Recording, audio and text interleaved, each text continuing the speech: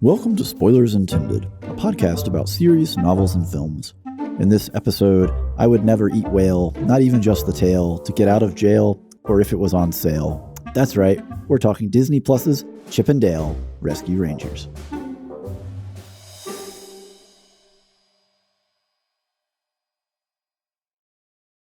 Hey everybody, welcome to the show. I'm Stephen Ford, joined as always by Andrew Knuckles. Hello. And Joel Killingsworth.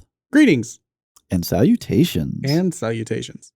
All right. Well, as we've already alluded to, we're going to be talking about the Disney Plus release, Chip and Dale Rescue Rangers, a little nostalgia trip in 2022. And we will not be doing the entire episode in chipmunk voice.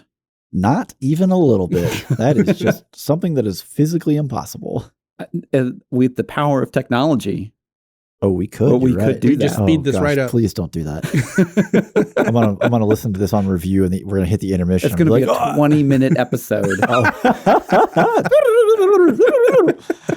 But before we get into that, obviously Disney has long since understood the key, and the key was to create nostalgia, wait a couple decades, and then mine the nostalgia. Yep. If you plant it, then you can harvest it later. That's how trees work. It's also how nostalgia works. So we're going to talk about maybe some nostalgia-esque stuff for us as kids. Yeah. And I do believe we have more than just films and TV for this option. Indeed. I think we have maybe all three. I'm actually not maybe just sure. two. I think we're just going to hit two here. Okay. I think. I'm not sure who wants to go first here. Joel can go first. Yeah, I always go first. So it's alphabetical, Andrew.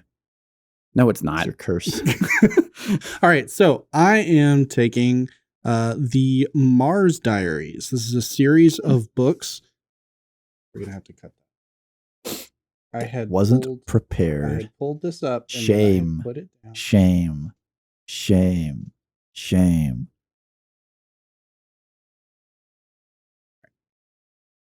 All right. So I am going with the Mars Diaries. This is a series of books by Sigmund Bauer. Mm-hmm. That is set in the year 2039 on the first self-sustaining human colony on Mars. And the main character, Tice Sanders, is a 14-year-old kid who is paralyzed. So he's stuck in a wheelchair. Mm-hmm. In this environment of all resources in this biome are only here because we brought them here from Earth. We have to be self-sufficient. Like he's a significant drain, right? Not being an able-bodied individual. Mm-hmm. Right. And so there's a reason that he's allowed to be there. And he learns that this reason is because his parents allowed him to be experimented on as a child. Wonderful. Wow. Great parents. And and the result of this is that he has a chip implanted in his spine, which may or may not be the reason for his paralyzation as the story proceeds. Wonderful. Wow. And but what this chip does, it allows him to remotely interface and transfer his consciousness essentially into robots. And so that's kind of cool. It was a really cool kind of introduction to sci-fi as a young reader, where you get to relate to this, where if you're reading this as like 10 years old, 14 sounds really old and like he's really cool, Yeah. and calm, in control, knows how the world works. It's filled with a lot of cool space facts about Mars and Mars's moons and all that kind of stuff. And, talking about how the self-contained biome works and all that stuff. So it's got a lot of really cool stuff that you can do with the sci-fi setting. Mm-hmm. And then there's like this government conspiracy and there's people transferring consciousness into robots and doing spy stuff. And it's like, I'm sure if I read it today, I would not like it at all. But my memories of it, having read it as a child, was that it was just super cool. Yeah. All right. Yeah. Well, I'm going to take something. I'm going to go. Sure. Go ahead. I don't know. Maybe y'all grew up with it. Maybe you didn't. I don't know. Tailspin? Oh, yeah. Oh, yeah. Sunday. Wow. After Saturday morning cartoons? It really wasn't, though. It was like an after school show. It was how I remember it being. Yeah, that sounds about right. I think I that may feel be like on I cars. remember you get home at 3:30 and then you turn it on. And it comes on at 4 or something like that. Yeah. But so y'all know me. I love planes. I love the concept of flying. So Tailspin has this is like kind of almost the Porco Rosso pre-seeder because the plane is a boat seaplane. Mm-hmm. But yeah, you know, a lot of flying, a lot of hijinks. You know, you have Baloo as not just a bear in the jungle. Mm-hmm. Sidekick Kip, I believe, is how, if I remember that right.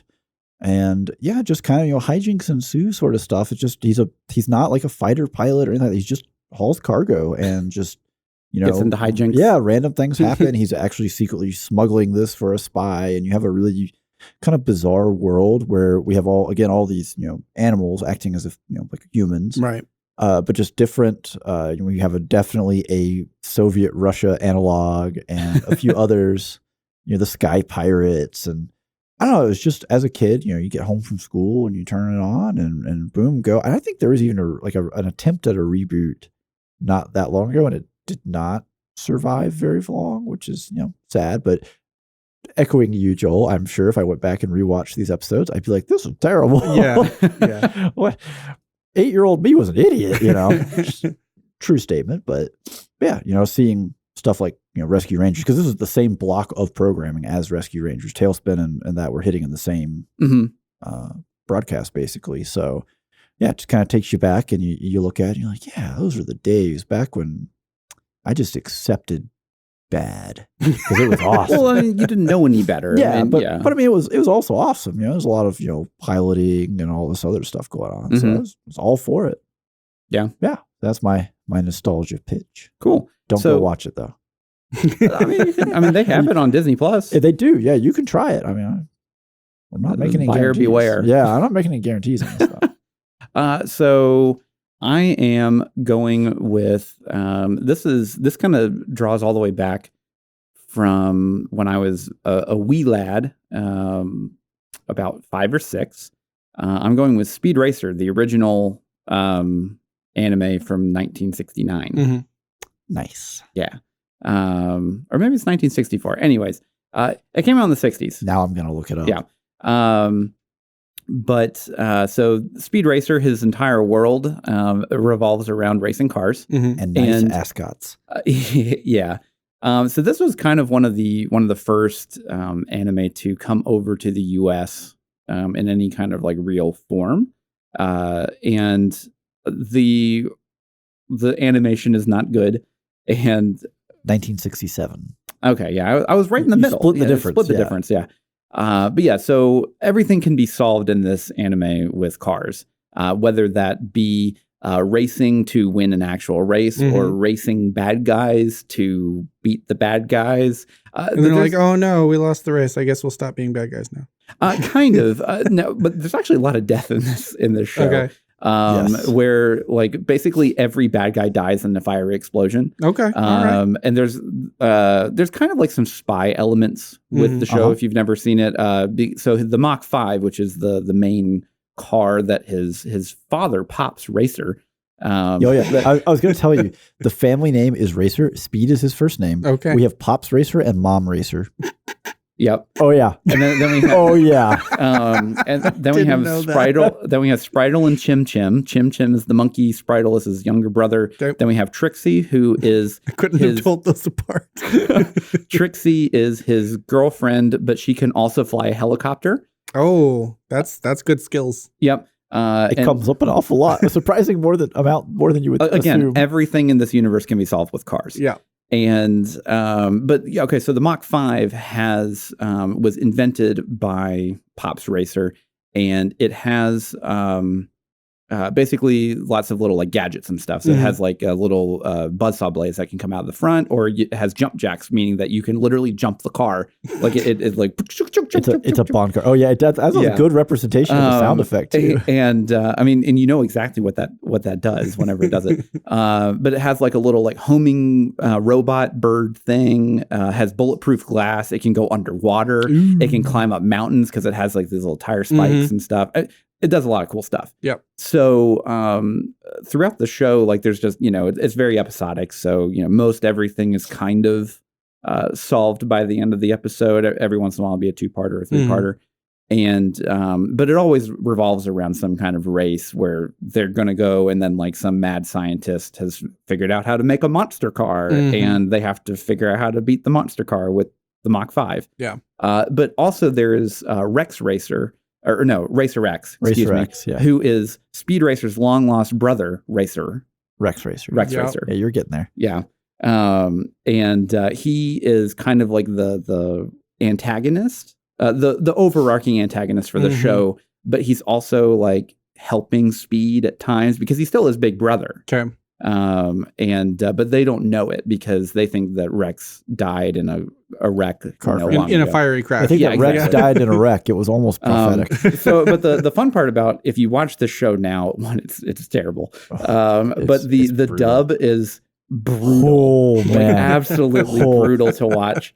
And I remember. It was one on Saturday morning cartoons when I was really, really young, but my aunt had a couple of the VHS tapes that I just ran ragged. I mean, I think we re-recorded over them like 2 or 3 times, and the quality got worse and worse and worse every time. There was like maybe like 4 episodes that I've seen the monster car episode like hundreds of times by now, and it's probably one of the worst ones that they've done.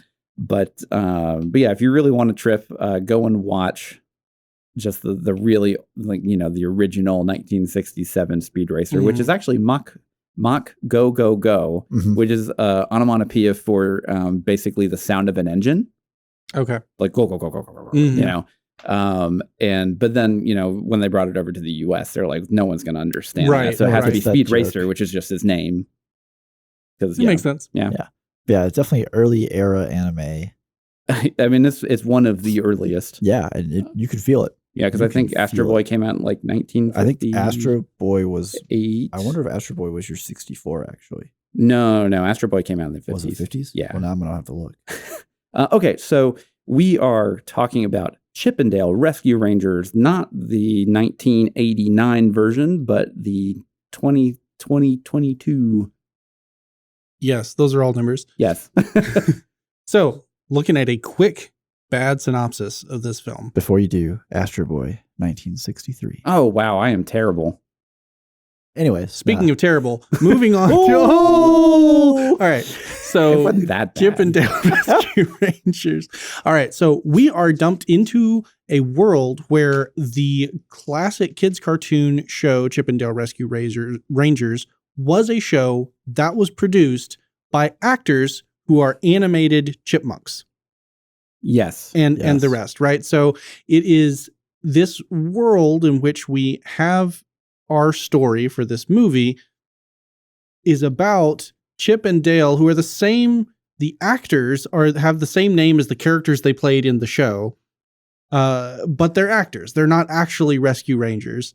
And they had brief success when this show aired, and then Dale tried to go do his own thing, and the show flopped, and his own thing flopped, and neither Chip nor Dale have had real success on the acting scene in years. Mm-hmm. Correct. And the whole world is populated by all sorts of other animated peoples. But with also real people. But also real people. And it's not just hand-drawn animated style. There's 3D animation. There is claymation. There is they visit the quote-unquote uncanny valley, where it's just bad 3D animation. Like Polar Express. Yeah. Yes. And so it's a very eclectic conglomeration of different animation styles to represent different characters that you meet throughout the movie. There's a Muppet that they run into at one point. Yep. And these are all real living creatures in this world. It's very Who Framed Roger Rabbit. And so it's hard to talk about because it's so meta, right? It's like, because there's these characters and they represent these other characters, but they are real people, but they're animated or they're a puppet. And there's even cars from Cars on the road alongside cars being driven by animated chipmunks. Or cars just being driven by people. Yeah, like that all happens too. So it's the main plot is that cartoons of, different descriptions are being abducted, and they're being kind of plastic surgeried into their equivalent, knockoff versions of themselves, and being forced via slave labor into creating knockoff versions of the shows that they're from to be sold as bootleg copies. Yes. And that is, and so Chip and Dale get pulled into this when their friend, I've already forgotten the name of the character, Monterey Jack falls victim to this scheme, and they have to help the police figure out what's going on, and hijinks ensue. Mm-hmm. Yes. So in case anyone was wondering, Andrew and I both grew up watching the TV show. Joel did not. I did not. That is not necessarily going to help our the results involved. So let's look at some scores, shall we? And our first score is based on our technical result. So that is a combination of all of our scores for the, I always try to mess up this order, spectacle, performance, score, and plot. Thank you, Andrew, because I really try to mess it up somehow. And then we have a separate score that is the entertainment value. So sometimes you can have a movie that is objectively not well done, but it's just really funny, really entertaining, and you love it. So we really want to have kind of a separation here to make that apparent when that is the case. I don't know if that happened here or not. No, in this case, they are very, very similar. Our technical score for this film is a 6.9 out of 10. Nice. And the entertainment value is a 7.0 out of 10. So very closely aligned. Yeah.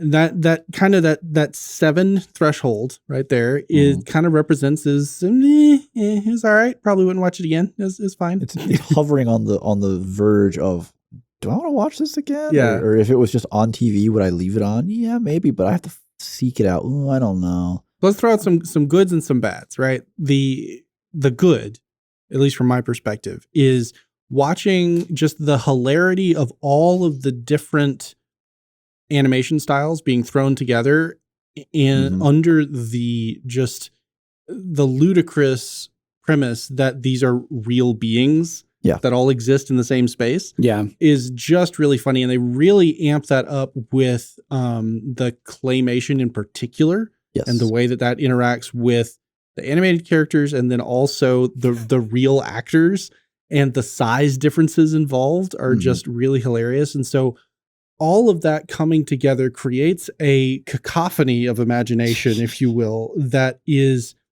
I mean, it's really funny, right? And it's not necessarily conducive to a cohesive story, but it is really funny.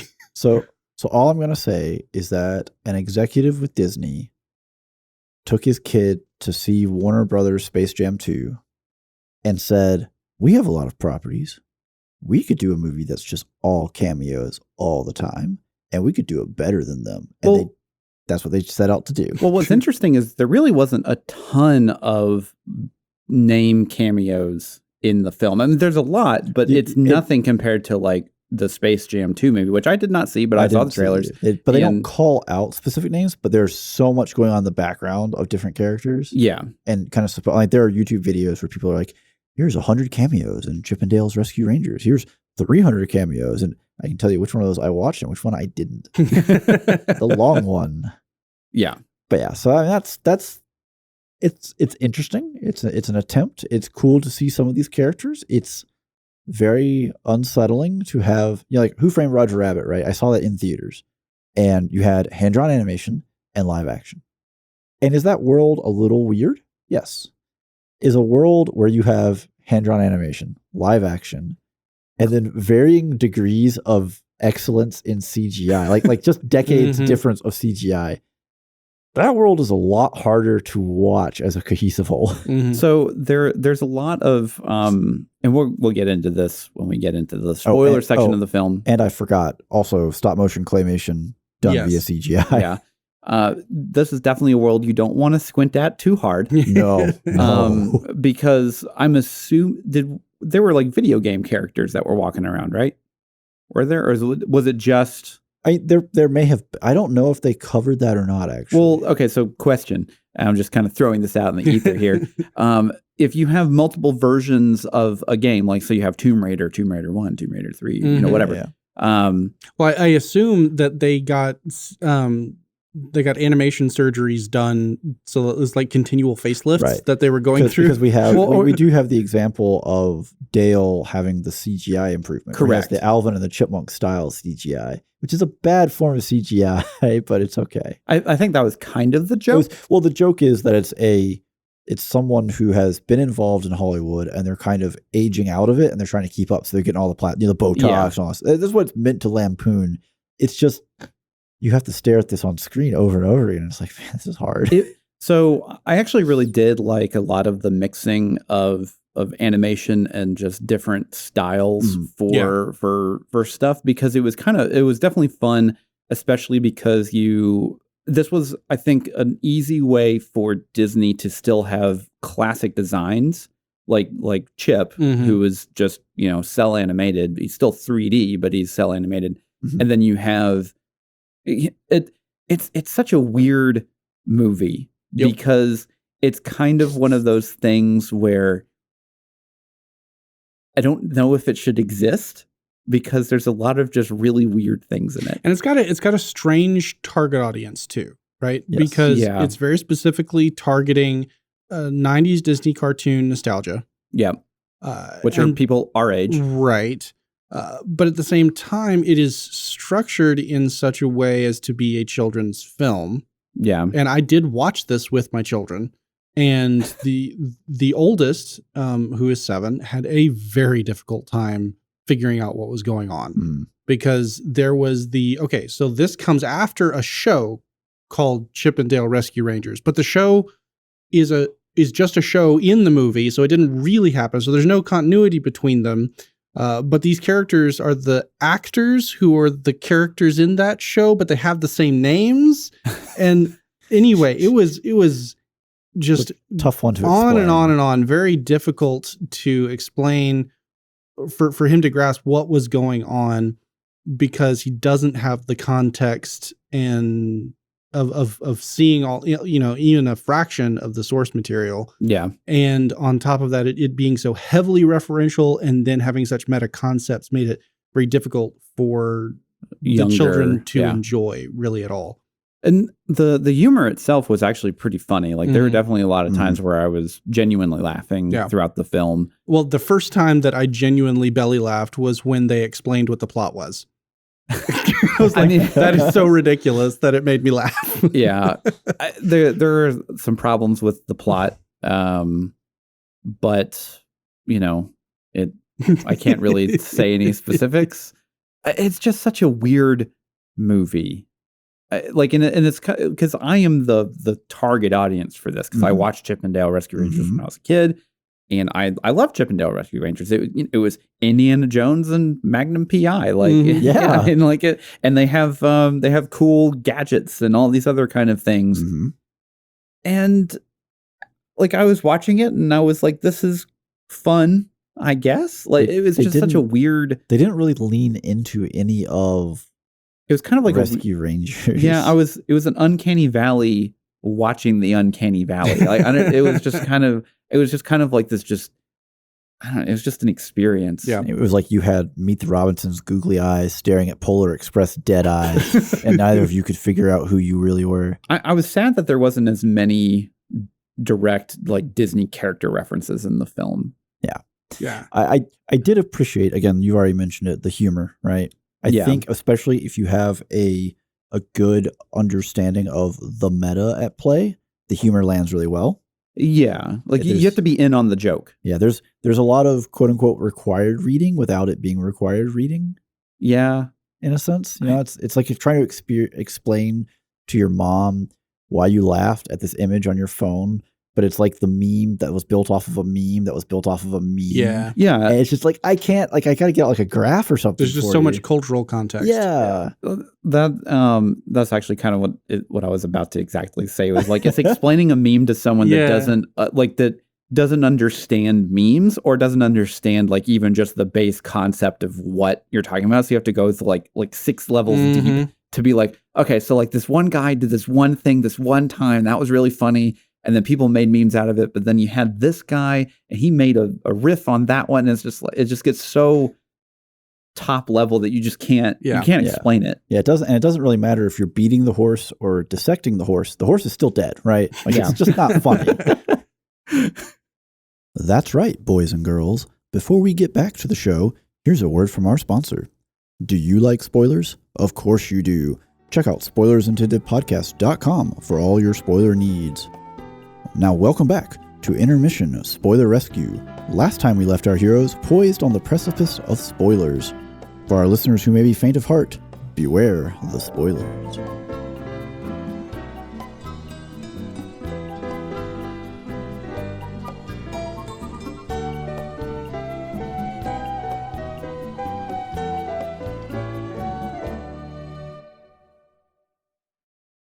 Alrighty, welcome back, everyone. Hope you enjoyed a quick little break. In case you didn't get the message, it is indeed all spoilers, all the time, and there is no rescue from this. Once you have heard it, it cannot be unheard. So, without further ado, we're going to kick it off. We're going to go right into Spectacle. Yeah. I'm going to give this to Joel first. Okay. I give Spectacle a 7. That's respectable. As we've already talked about, it's a visual cacophony of all the different animation styles being thrown on the screen at the same time and existing in a real world space. Mm-hmm. And so it is fun to absorb and be like, oh, I see that kind of animation. I see that kind of animation. That's cool. And like another way in which it was really imaginatively done specifically was in the climactic fight between the claymation police captain and the real life police lieutenant who are going at it, at the end, and he's like wrapping himself around her because he's all malleable, and she like manages and she manages to like take this wire mesh box and kind of like put it over his head and start kind of like spaghettifying him by pushing it down over his head, and like it's not really doing much to him, but it's visually interesting. Well, and then they get the Terminator 2 reference of her freezing him, which was cool. Well, also sliding under the door. Yeah. Is also, and it even makes the same sound. Yep. That the T-1000 makes in Terminator 2. So that was really. It was fresh. I'd never really seen anything exactly like that on screen before. So that was really fun. However, on the flip side of that, the other half of the climactic fight with Chip and Dale and Sweet Pete and the monster he was turned into was just really boring. Like it just nothing interesting going on there at all. And beyond that, there's a whole lot of references to 90s cartoons that just are a complete miss for me. And it's kind of like beyond the interest of, oh, that's cool to see all the animation styles and even puppetry in this same space together. That's all it really is. And it doesn't go deeper than that. Okay. That's fair. So I went 2 steps above. I gave it a 9 just because I really do like the mixing of animation styles, especially, I mean, I love cell animation and I love hand-drawn animation. Unfortunately, all of this was still CGI, just made to look like it. But talking about the basically the final fight with J.K. Simmons' character Putty and I can't even remember Ellie. I know it was like and it doesn't matter. But that was really fun just because of like all the different things you can kind of do with a character like that. And the stuff that they did with Captain Putty was great, where it's just like anything that stuck to him just becomes part of the putty now because he can no longer get it out. Oh, this is just going to be here forever now. Yeah. But yeah, like I thought that the actual visual interest of the show or the movie was actually quite good. And the amount of compositing and rotoscoping that they had to do for this film just has to be staggering. Yeah. For what is not honestly a good end result of how much money and time they kind of poured into this just to make a mediocre film. And that's the thing is like, I still enjoyed watching it, but like I said earlier, it's just weird. Yeah. And even being the target audience, I'm just kind of like, I mean, like from the technical aspect, I'm like, this is awesome. Yeah. But okay. Yeah. So I gave it an 8. Okay. Because same reasons, right? This is a technical masterpiece of we are just showing off how many different types of art styles we can cram together in a live action world. Yeah. And have it all interact. I mean, they do a bit where the kids are going into school and, the teacher pulls the Walkman off of the animated character's head. And then after the character moves past, she's holding a physical real world Walkman. Yep. And just stuff like that honestly, it's hard to do. And they put a lot of effort into it. And like,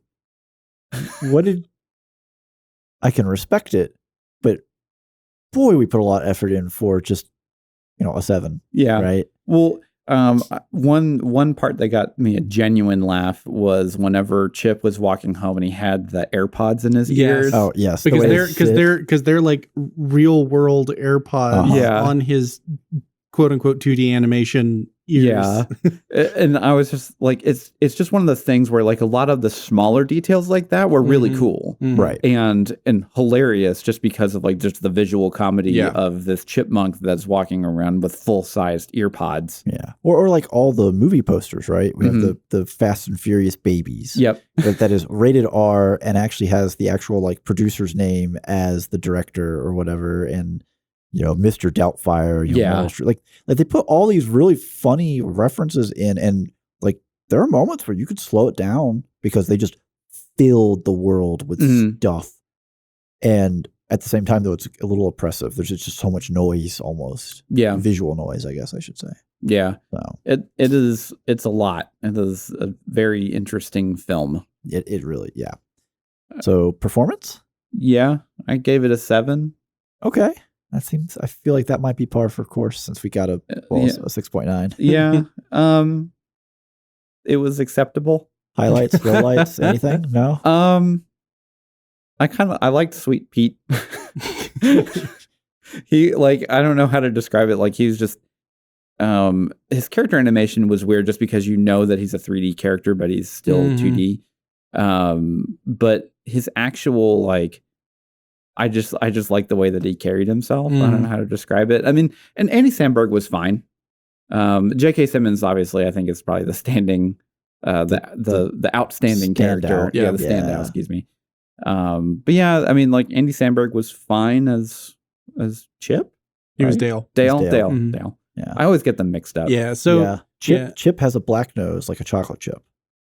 Dale has the red nose. That's the only way you will ever be able to tell them apart. Oh, interesting. Offhand. That's the only way I've ever been able to do it. I watched all 3 seasons of the show and I still don't know that.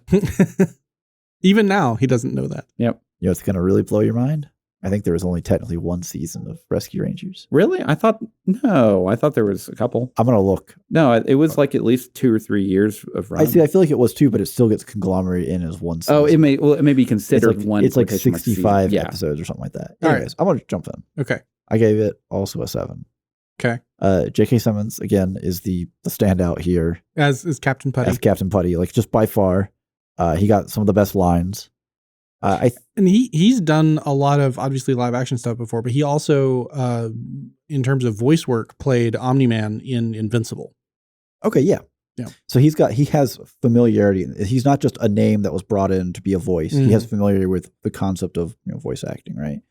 I got to say, I felt kind of bad for Ellie, for Kiki Lane, because I feel like she kind of got hung out to dry. It was, the live, the real life actors interacting with all of the animated characters. Really, I didn't see a single instance of that coming off well. No, and I think it's just always hard to do. Yeah. Right. I think that's the issue. She's pretty young, she's pretty new, and there's no one for her to look at on screen. It's just a bunch of, we'll just imagine the chipmunk, or maybe somebody's got their hand in a green screen. Yeah, they just have a little Chip and Dale puppet. Yeah, it's so moving hard. It along. And I felt bad. I will say, I did appreciate that we brought back a lot of the original voice actors. Yeah, you got the same girl for Gadget. Yeah, so Tress MacNeille came back as Gadget. She also did, very, very briefly, Chip and Dale go into their high-pitched chipmunk voices. Mm-hmm. And that is both Tress MacNeille as, I believe, Chip and Corey Burton as Dale. So those are the original actors all around. Little disappointed with, not that we got to see him for very long, but Monterey Jack was a favorite character from Rescue Rangers. And they didn't bring back either of the original voice actors for him, who was Jim Cummings and Peter Cullen, who are both working voice actors right now. So I think it was Eric Bana did it, and I think he did a good job for what we had on screen. It's just, that's a missed opportunity from just the actual production standpoint, I think. Yeah, and then I can't remember his name from for Zipper's character. Oh, it's Dennis. Oh Lord, I wrote it down. I know him as David Palmer from 24. Oh, okay, Dennis Haysbert. Yep. I loved that flip because Zipper in the show, he didn't actually speak. Yeah. And then you get this deep voice. Yeah. Well, I gave performance a 6. Okay. We've already talked about the live action animated interactions were just not, they just didn't play on screen. There's it is a very difficult thing to do. Where you as an actor are up there by yourself and they're like, okay, say you're half of the scene. Right. Andy Samberg, who did the voice for Dale, who is of Saturday Night Live and Brooklyn Nine-Nine fame, basically played Andy Samberg. Yeah. And so, that's if the casting is perfect, then you can get away with that. Right. Like J.K. Simmons, basically. Right. Like he doesn't really voice act. It's the same voice. Yeah. So he's always the same guy. He really is, yeah. So it's in this case, I think there was maybe a bit of a miss there, perhaps on the casting. Chip, who is voiced by John Mulaney, who is perhaps best known for his work in stand-up comedy, but he has done other voice work, which includes Spider-Ham in Into the Spider-Verse. Oh, I didn't know that. Yeah. And I thought I was definitely more pleased with his performance in this situation. But I think the shining star for the whole piece is going to be J.K. Simmons as Captain Putty, just because I just want more of that guy. he got the best material. Yeah, I mean, they're gonna probably have some spin-off show with him in it, being a crooked cop. I mean, if we could get kind of like The Wire or something, that is Captain Putty, let's go. Okay, right. So score of the score, music. I gave it a 6. Cool. I mean, hearing the original theme song was great. And kind of whoa, we got like a quarter of the very original. little bit, but hearing the original song and also getting kind of some styling and some riffs on it was nice. I think that we had some good heist style music when they were going in the bathhouse. I think that was well done. So this is interesting though, because my personal complaint is the emotion wasn't there, right? And this is if we really get into the story, like the relationship of Chip and Dale is pretty weighty, right? Yeah. That's a pretty big deal, and the music didn't really sell it. Sure. Yeah. So looking at our composer for this, Brian Tyler, you know what his 2 big name pieces on his resume are? No idea. Iron Man 3. Okay. And Avengers Age of Ultron, along with Danny Elfman, which are both pieces, because we've complained about the MCU and its lack of musical awareness in the past. Both pieces whose scores just weren't really featured, or they just didn't come through. And I feel like that kind of carried over here. Yeah. I mean, yeah. And it's one of those things where it's entirely possible that the score that he wrote just didn't make it all the way into the film in the capacity that he wanted it to be. I mean, I listened to the soundtrack today, and again, some really great sneaky heist type pieces, and there just wasn't anything in there that I could find that had the emotional weight that I really wanted out of this. So who's next? Well, I gave the score a 7. Oh, okay. And generally speaking, it was just forgettable, and it sat in there, filled the ear space and did its job, and then clocked out and went and had coffee, I guess. Yeah. Right. And I enjoyed the inclusion of, musical tie-ins from previous work, right? Like Right. that's always something that elevates a piece of work where you can incorporate other work in it and it functions smoothly. Mhm. And so that bumps it up to a 7 for me. Okay. I gave it a 7. I probably should have gone lower based on the things, because the only thing I have written down is we just wanted to hear the original theme song again! Exclamation point! Exclamation. And you got Honestly, it. yeah, we We did not get it. We got very small pieces. I mean, we got like you sort of got it. we got like a quarter of it, and then they have the gall to call it out right when they're walking into the sunset of like, people want to hear the original theme song, but we're just going to sell out and, just do some weird, modern version of it. And then they still do it. Yeah. And it's so rude. And yeah, I'm shocked you gave it that highest score if you're this insulted by it. Because I like the heist style music. That type of music was well done. Yeah. And, but yeah, I was mostly just sad that we didn't get the full theme song, even because I watched all the way to the end of the credits and we still didn't get it. Yeah. Well, I did like the whole reference to like Alvin and the Chipmunks. Oh, they're just rapping to try to stay relevant. And then the snake wants them to rap, and it's just like, oh gosh, and it's so bad. Yeah. I mean, but like that plays off pretty well for some jokes. It did. No, it did. I mean, it's meant to be bad. Mhm. Yeah. Like that is the one thing I'll definitely give this movie. It is very self-aware of the fact that it is very self-aware in the universe. It's such a weird movie. It's a couple layers of meta going on. Yeah. So, okay, we're moving on to the plot. Mm-hmm. I gave it a 6. Okay.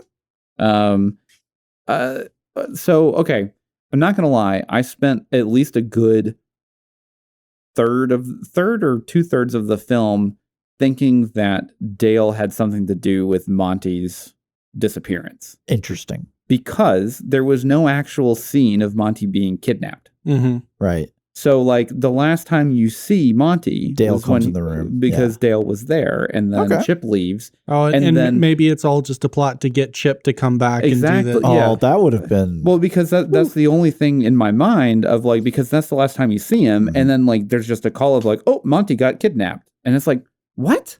Mm-hmm. Like, okay, so, like, did Dale do it? And like, he's leading on some weird wild goose chase to like get Chip back invested into the franchise and friendship so he could like go and do it. But then it wasn't. And I was like, oh, well, that's just weird then. I don't understand. Which is funny because they did kind of the misdirects towards Ellie as well. Yeah. As throwing suspicion on her when she can't name her favorite episode. And, oh, yeah, I grew up in Albany. I love watching it. Well, we didn't air in Albany kind of thing. Yeah. There's just some weird things with it. Also, if they have the technology to basically like change the composition of toon people, why would they need to have the original actors voice? Maybe. I mean, but I don't know. I can't answer. But it's a bootleg. I'm not trying. If you stare too long into the abyss will stare back at you. there are a lot of really scary things when you think about like when he has the ear changed into the other thing, he can't do anything about it. But as soon as it gets violently removed by a cutting laser, he can just pop his original ear back out. Yeah. There's some really weird things. Okay, but honestly, my biggest knock, and I understand that this is a show inside of a fictional film about the show, but they didn't use literally any of the gadgets that they had from the show. We barely get this is Chip and Dale the movie, not Rescue Rangers. Yeah, we barely get any of Monty.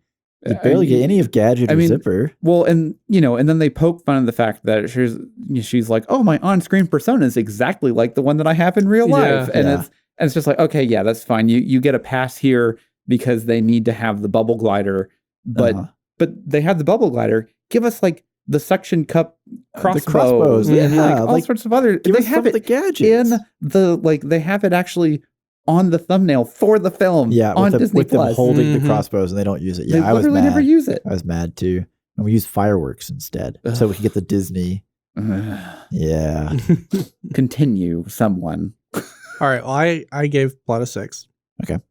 And there's just like I literally laughed out loud, like really loud. It was one of those surprised guffaws, when they explained what the plot of the movie was. And it's like, we're kidnapping toons and we're surgically altering them to look like just, knockoff versions of themselves for licensing reasons. And then they're making knockoff versions of their own movies. And it's just like, it's so ridiculous. And I cannot take this movie seriously in this plot. It's almost trying to be kind of like a commentary on like a slave trafficking thing, and just the way it's handled, you're just like, what are you doing? Yeah. Well, and then the fact that the actual bootleg studio was in the same facility that they just raided earlier, I'm assuming that night.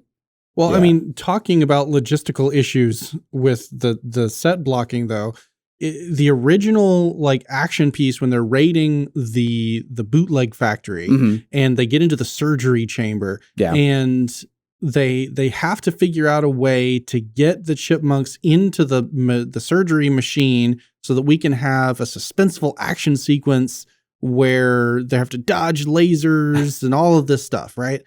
Because, I don't know, we need that for the script.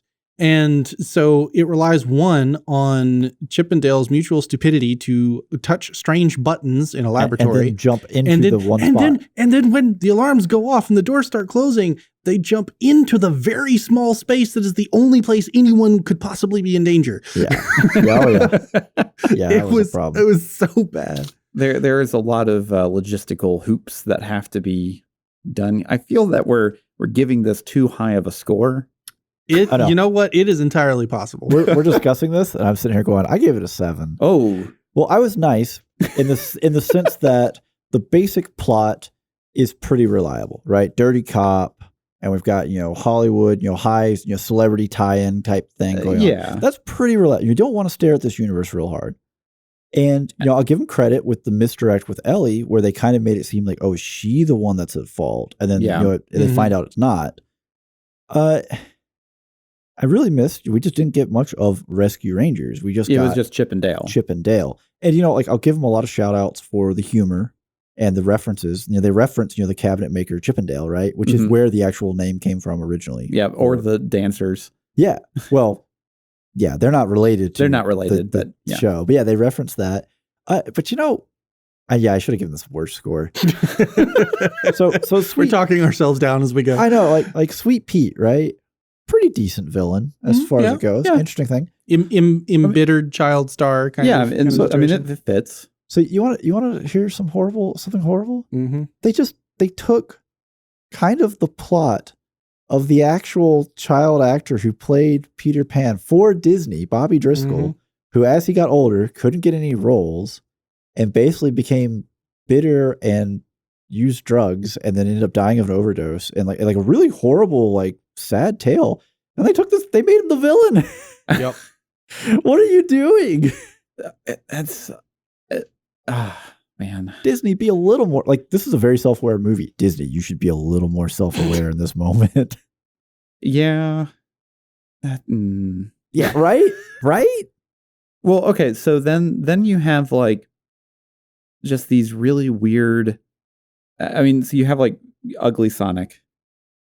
Okay. So hilarious. Well, no, necessary. No, it is absolutely hilarious, and I totally I laughed. But and this kind of comes back to my Tomb Raider question earlier.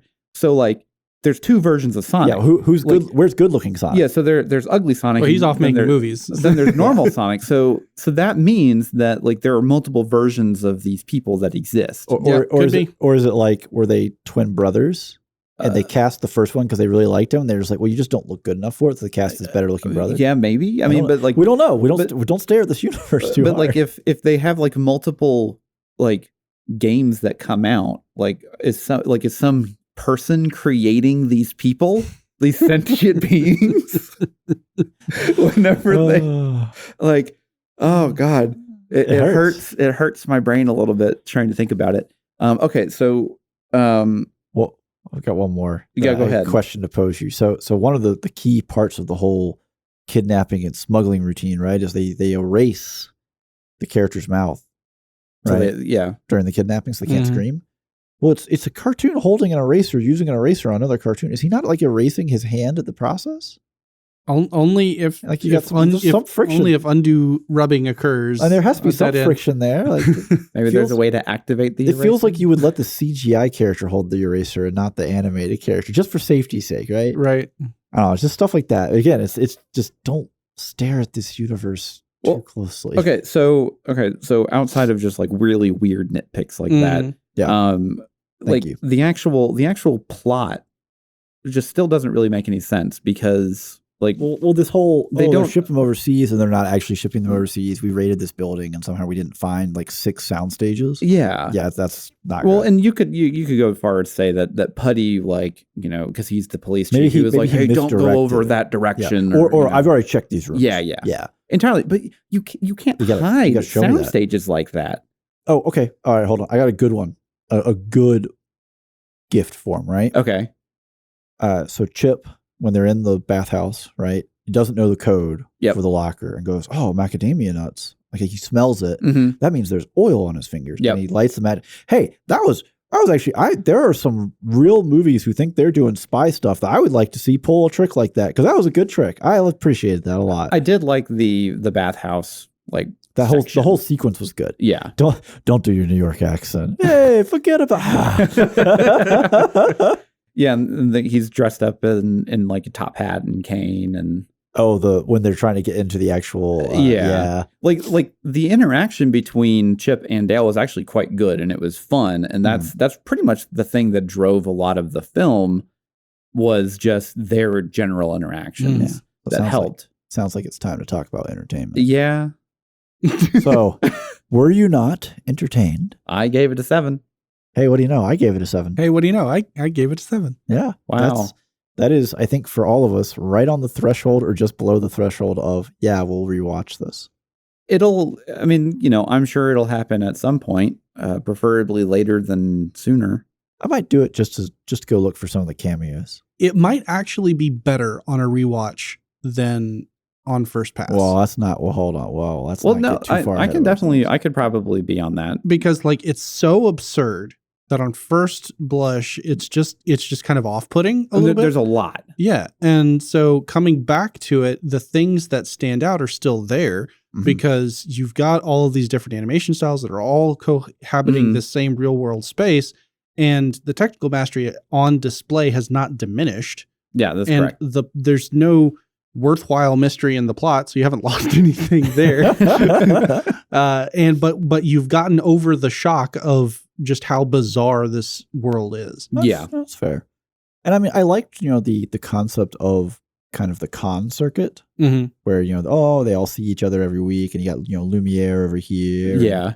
Ugly Sonic. And full credit for them for the focus on the teeth when he's talking and Dale is just staring at them. And then Chip meets him and Chip is just staring at them. And that's another thing that it's kind of really, it's a very specific target audience, right? Because we're completely outside of the realm of harping on 90s cartoon nostalgia anymore. This is, you had to be paying attention to the news 3 years ago. Yeah. Yeah. It is the Venn diagram overlap of those two groups. and you had to be in on the joke. Yeah. Yeah. Like it's just such a weird film because it's just explaining a meme, but in movie form. Yeah. I think, because I keep comparing this in my head back to Sonic, right? The first Sonic movie. I haven't seen the second one yet. I guess shame on me, maybe. I don't know. And we really lacked a Jim Carrey, right? I think this movie really hurt for not having someone, because again, we talk about, you're acting opposite green screens or nothing, right? Like, what was it? Ian McKellen for Lord of the Rings or The Hobbit, broke down because he's just on green screen with green pieces and he's crying. He's like, this isn't what I want to do. This is what I think of as acting, right? Well, and he's a theatrical actor. So when I lost my, when I think about this, and someone like Jim Carrey has so much of a personality and so much presence, you could just throw him in a blank room and record him and he put out great material, right? Because it just doesn't matter that the Chip, the director says, well, Chip's going to be, on this shelf here. And then Jim Carrey rails on something that's standing on top of the desk. Well, I guess he just told the animators for putting, Chip over here. That's a great performance, right? And we just didn't have that here. Mm-hmm. And that hurt it a lot, I think. Yeah, maybe you needed, like a really like seasoned comedic actor to help sell. Yeah, you needed someone the zaniness. Yeah, and to really dial it in, right? Someone who could just dominate the room on their own, and then we're going to put in some animated stuff around you, and it just doesn't matter, right? Yeah. So I think again, going back and comparing it to Sonic, which I think Sonic is just a way better movie on several levels. I think that's one of the big lacks. Where if this had that, maybe it would have helped make the world feel a little more cohesive in a way. Mm-hmm. So if you are, because we're kind of wrapping down here, if you are interested in other nostalgia bait level movies, a good one to check out is Free Guy, if you haven't. Yes. I can wholeheartedly give that one a good solid thumbs up. That was a movie that watching, I was like, this is so much better than it has any right to be. Exactly. Yeah. But I mean, like, it was just such a weird film. It was a strange experience. And I don't feel like they offended me as a Chip and Dale Rescue Rangers animated show fan. I just don't know what I was like. I was just watching it and I was like, this is something. Mm-hmm. Yeah, they paid a lot of money to put this in front of me. Yep. Joel, anything else to add? No, it was a big production that just came to a mediocre conclusion, and it wanted to take me on a ride that I just wasn't sure I wanted to go on. Yeah, it's like, did anyone ask for this? No. Do we want it again? No. Are we happy that we got it? Maybe. Maybe We'll get a Chip and Dale Rescue Rangers animated show reboot out of this. Yeah. Yeah. I mean, I think both me and you, Steven, can both agree that we were sad that we didn't get more of the actual Rescue Rangers. Yeah, it's so disappointing. Well, I will say one thing that did come out of it is that it piqued my kids' interests, and they're now watching the original Rescue Rangers on Disney Plus. So that's a result that occurred. And it is funny because even that show had its own style of meta joke, which they made in the movie about hitting the birds and then it distracts the cat or whatnot. But, yeah, and the really long laugh sequences. Yeah, yeah. And the 80s were a wild time. 80s and the early 90s, man. It's just a lot of drug use in Hollywood. A lot going on there. And on that note, I think that is all the time we have for this episode. So until next time, I'm Steven. I'm Andrew. And I'm Joel. And as always, every spoiler was intended.